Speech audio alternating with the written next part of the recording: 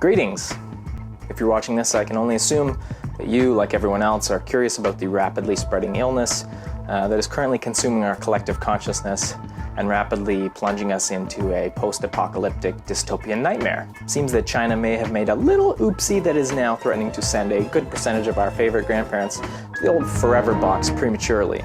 So as global markets continue to tumble and Charmin Ultra becomes the new planetary reserve currency, it's time that we accept our fate and turn our focus to our new lives in quarantine. So if things really hit the fan and we're locked down for days or weeks or months, how are you gonna stay sane? What are you gonna do alone in your condo or your apartment or your house to pass the time? Now, introverts rejoice, but if you really had to spend 2 solid weeks or a month alone in your apartment, what would you do? How would you cope? Now, you can always just do what most people in solitary confinement do, hallucinate and start storing up your pee to throw at intruders, but that gets a bit messy. So today I've come up with 5 suggestions for you to help pass the time in lockdown, and you know what, maybe you're gonna come out the other side of this 25 months later as a better, more interesting person for having gone through it. So let's get into it. Number 1, workout. Now this is a time-tested prison favorite. You know, have you been putting off that New Year's resolution to get shredded?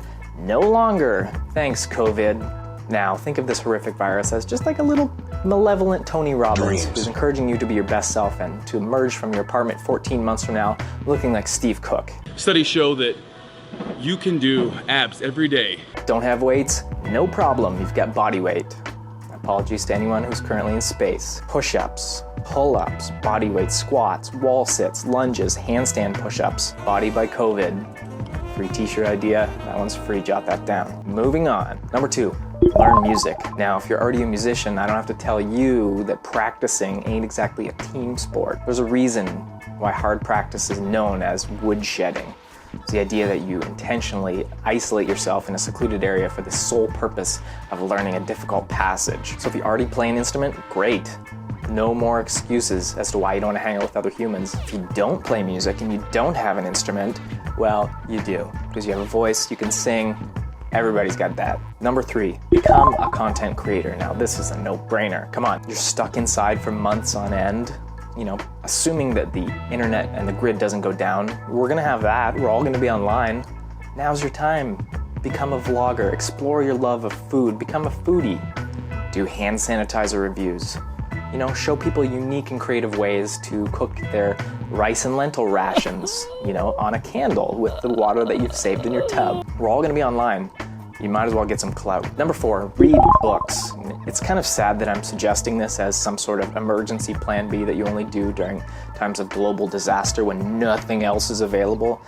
Because kind of up until recent history, this is what people did for fun and entertainment, regardless of the raging pandemic outside. But still, this is assuming you even have books or know what books are. So if you were born after year 2000, let me give you a little bit of a primer. So books, rectangular, front doesn't light up, no buttons, words printed on the inside, consistency is like money, but a bunch of it stuck together. I don't know, just ask someone older than you. Now, if you're more of the audiobook type, that's great as well. Those also work. Might I suggest listening to The World Without Us by Alan Weisman, just to get an idea of the life your cat will experience when there's no more humans left on the earth. And number 5, work on a skill or a talent or a hobby that doesn't involve just lurking coronavirus subreddits or watching cable news. Okay, I'm gonna leave this one open to your interpretation because your hobbies and interests and your skills are just too varied for me to try to put a finer point on it. So this one's up to you. You know what you do, I don't know. Maybe you want to get really good at Microsoft Excel, so when you come back to the office in 2064, you were just slinging VLOOKUPs at everyone. Maybe you're a dancer. Maybe what you love is submitting fear-mongering Reddit posts under a fake doctor persona. This is your chance to achieve excellence.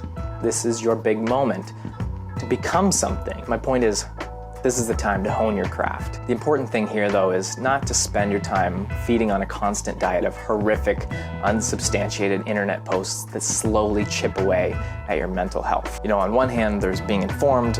On the other hand, there's going down a doom spiral of confirmation bias. Don't let those little tiny pixels of your humanity float away, because it's really subtle when they do, but then before you realize, the mental resolution of your brain is at like 260p and it's too late. So there it is.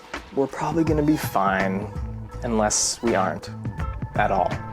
So, assuming that we all get locked up, tell me in the comments below, how would you pass your time? How are you passing your time if you're in an affected country? Stay safe out there, and I'll see you next time.